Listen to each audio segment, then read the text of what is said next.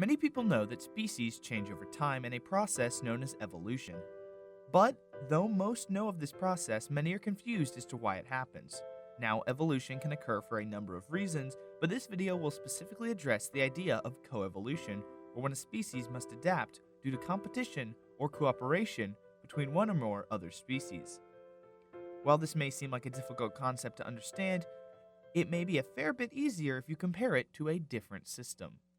Anyone who has played video games or role-playing games like Dungeons & Dragons is familiar with the idea of leveling up and gaining upgrades. As your enemies and challenges grow more difficult, you in turn work to level up to obtain new tools to help you meet the challenge. And while in nature these adaptations take much longer than in these games, usually over many generations, the core concept remains the same. An excellent example of this kind of coevolution, and the one this video will focus on, is the dinosaur group Thyreophora. Though you're most likely unfamiliar with the name, you are undoubtedly familiar with some of the more famous members, such as Ankylosaurus and Stegosaurus. But I'm getting ahead of myself.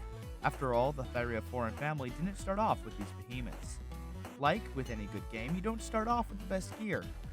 You have your weak starter character and you work your way up to the more powerful upgrades.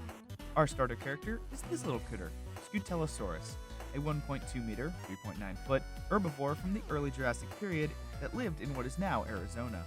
But like in many games, you have your enemies. In this case, these enemies are early theropods, a group of predatory dinosaurs closely related to birds, like the 3-meter-long Coelovation. At almost a third of the size, Coevolution stands little chance in offensive combat against something like Coelovation. But fear not, your Coevolution isn't helpless, with bony scoots along its back serving as armor, similar to those found in modern crocodiles, to provide some protection and increase speed and agility to help you avoid getting caught in the first place. So cool, you're all armored up and add on your agility and speed, looks like you're good to go. Oh. Your enemies just got a lot tougher over the last 40 million years of gameplay. Gone are the days of your biggest problem being 3-meter predators. Theropods have gotten a lot bigger, like the 8.5-meter Allosaurus or the 10-meter Torvosaurus. Little armored scoots aren't going to stand up against those jaws or claws. Luckily, you have a solution in Stegosaurus. Stegosaurus is clearly more heavily armored than its tiny ancestor, at 9 meters, 29.5 feet in length, and weighing in at 3,100 kilograms. But you have more than just size to back you up.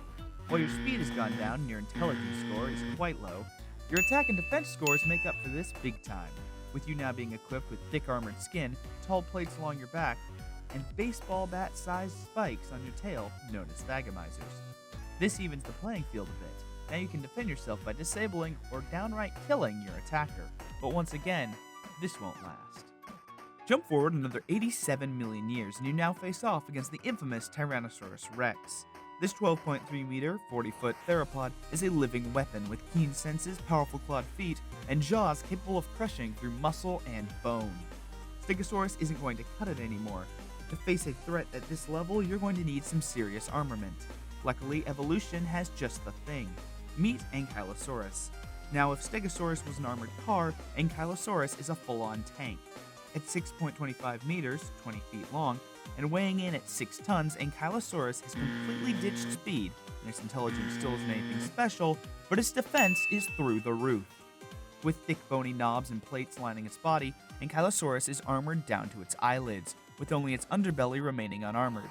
But that's not all. You can also fight back against your toothy adversary with an armored club the size of a small washing machine located at the end of your tail, allowing Ankylosaurus to crush the bones of an attacker with a single blow. With these adaptations, predators are hard-pressed to cause you any harm, and any that do had better watch out for your deadly weapon. So now you're all leveled up, ready to face off against any threats you'll face in the future. You've unlocked some of the best weapons and armor, and it looks like it's smooth sailing for you. That's it, man. Game over, man. It's game over. Obviously, this analogy isn't perfect, and coevolution in the real world is a complex idea that takes place over millions of years. Hopefully this video helped to simplify some things and made the process of coevolution a little bit easier to understand.